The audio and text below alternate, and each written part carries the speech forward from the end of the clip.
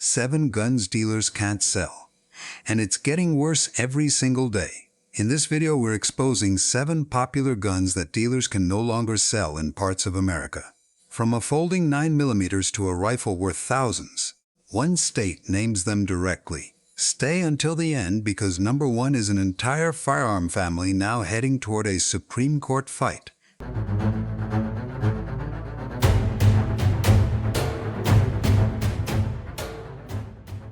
Number 7. Kel-Tec Sub2000. The first gun on the list looks like it was made to be easy for a dealer to sell. The Kel-Tec Sub2000 is a light 9mm carbine that folds for storage. The current Gen 3 version keeps the folding idea and uses common pistol magazines, including versions made for Glock magazines. It is not a rare collector gun. It is not built around a hard-to-find round. It is a simple carbine with a feature that many buyers understand the moment they see it. But that folding design is part of the problem. Illinois law names the Kel-Tec Sub2000 directly on its list of prohibited rifles. The same law also uses feature tests that cover many semi-automatic rifles with detachable magazines, folding stocks, pistol grips, and other listed parts. That means a standard Sub2000 sitting inside an Illinois gun store cannot be sold like an ordinary hunting rifle to a normal customer.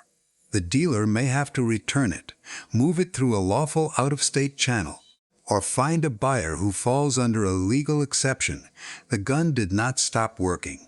A state line changed what the inventory was worth. These 7 guns are not banned across the whole country. Standard versions remain legal in many places, but each dealer works at one address under one set of rules. The store must decide whether to stock a popular standard model, order a special state version, or avoid the gun completely. The wider market makes that choice worse. Gearfire reported that same-store new firearm sales fell about 13% in 2025 and predicted another decline in 2026. That forecast helps explain why dealers do not want cash trapped in the wrong gun. The Sub2000 is only number 7 because it is cheaper than the guns coming next. A dealer may lose time and margin on one. The next entry adds federal class questions, state pistol rules, and magazine limits to the same sale. Number 6. CZ Scorpion Pistol. Number 6 is the CZ Scorpion Pistol. The Scorpion 3 Plus family includes compact pistol models and a carbine. The pistol version uses a short barrel, feeds from a detachable magazine, and places that magazine outside the pistol grip. To a buyer, it may look like a compact range gun. To the federal system, it can be sold as a pistol when it is built and configured as one. But state law may see it in a very different way. Illinois names the CZ Scorpion pistol in its prohibited pistol list. The state also restricts semi-automatic pistols that take detachable magazines and have certain listed features, such as a threaded barrel or a second gripping area. This puts a dealer between several rule books. The store must confirm the exact model, barrel, factory setup, magazine, and state status. It cannot assume that every product with the Scorpion name is treated the same way. A carbine is not the same item as a pistol. A model sold in one state may need a different stock number in another. A magazine that comes in the factory box may also create a separate legal problem where capacity is limited. Selling a different version is not a simple answer. Each one costs money to order and hold. Staff must know which model can go to which customer, and online systems must block the wrong shipment. One mistake can cost far more than the profit from the sale. The word pistol can also confuse buyers. A Scorpion pistol may face rules that do not apply to a basic service handgun. The standard pistol can be lawful in one state and blocked by name or features in another. Dealers then face another problem. The Scorpion is not the cheapest 9mm firearm in the case. A buyer who sees legal limits, magazine rules, and unclear future support may choose a plain handgun instead. That leaves the dealer holding a product with a smaller legal market and a smaller buyer pool. CZ continues to list both pistol and carbine versions in the Scorpion 3 Plus family, which makes identifying the exact model important, yet the Scorpion is still easier to move than number 5. The next rifle is expensive, unusual, and named directly in the same state law. When one sale fails, far more store money stays locked on the wall. Number 5. IWI Tavor X95. Number 5 is the IWI Tavor X95. The X95 uses a bullpup design. Its action and magazine sit behind the trigger instead of in front of it. That lets the rifle keep a normal barrel while staying shorter than many standard rifles. This shape is the reason many buyers notice it. It is also why small changes may not solve a state law problem. Illinois names the IWI Tavor directly in its prohibited rifle list. The law does not need a clerk to debate whether the rifle looks too much like an AR-15. The name is already there. That changes the sale at once.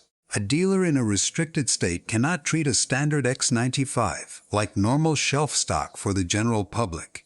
A dealer outside that state may sell the same factory rifle after the normal legal process. Nothing about the rifle changed during the drive across the border.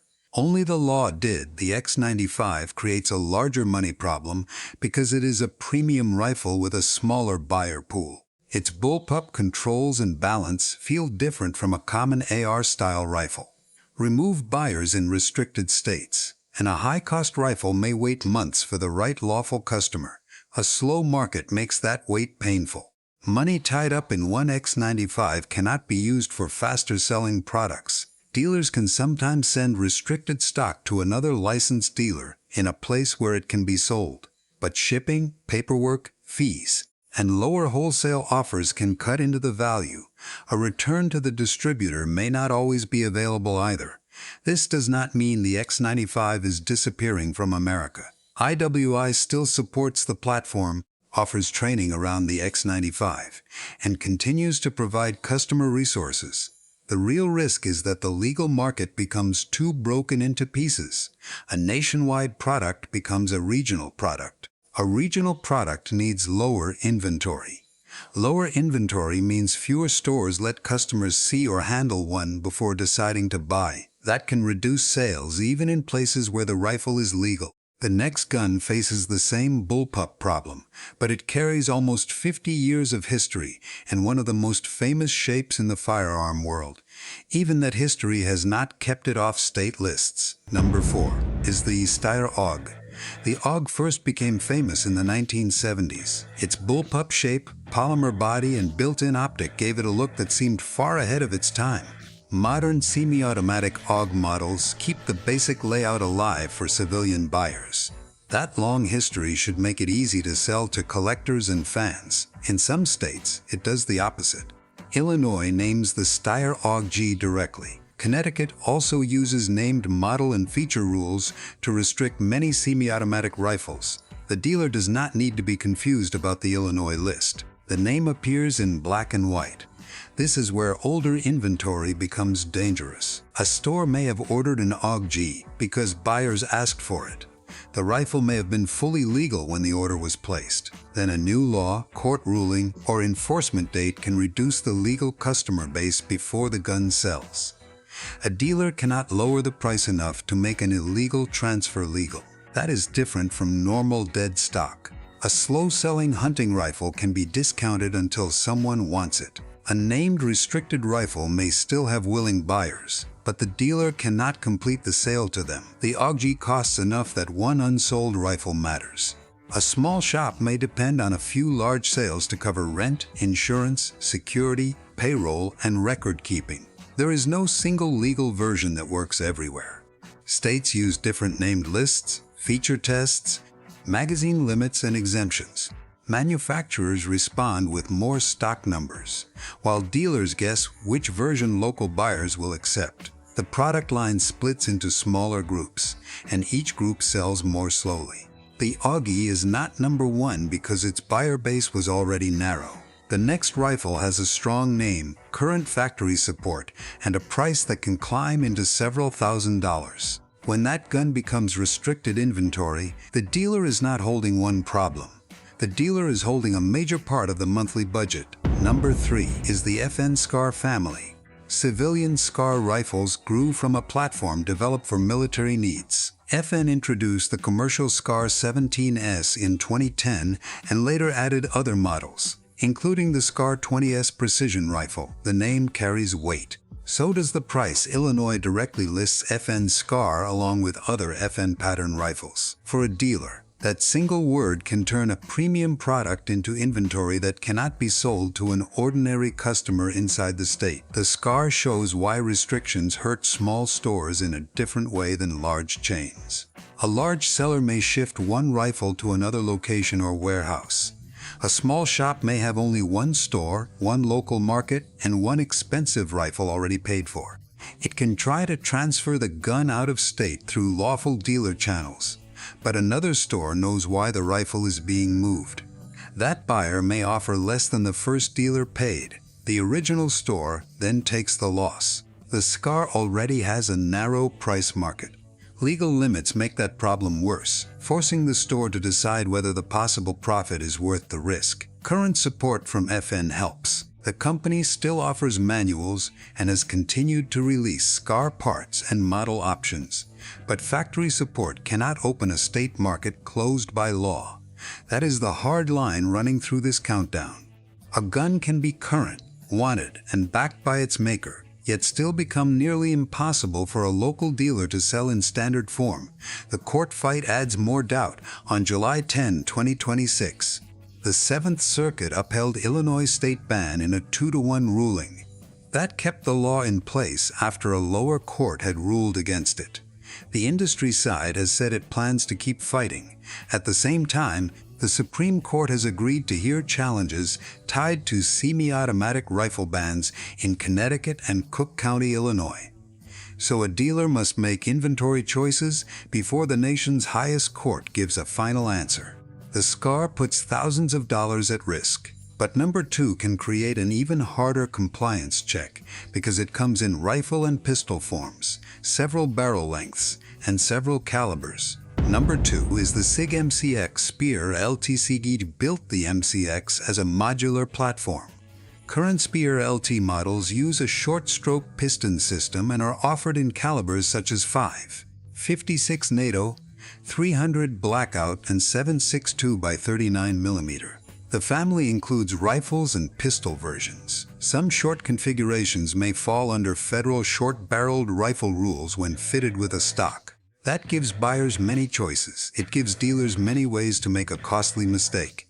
Illinois names the SIG MCX directly as a prohibited rifle. State feature rules may also cover related configurations. Before a sale, the dealer must identify exactly what is inside the box. Is it a rifle or a pistol? What is the barrel length? Does it have a stock? What magazine is included? Is the buyer's state using a named ban, a feature ban, a capacity limit, or all three? The word MCX is not enough to answer those questions.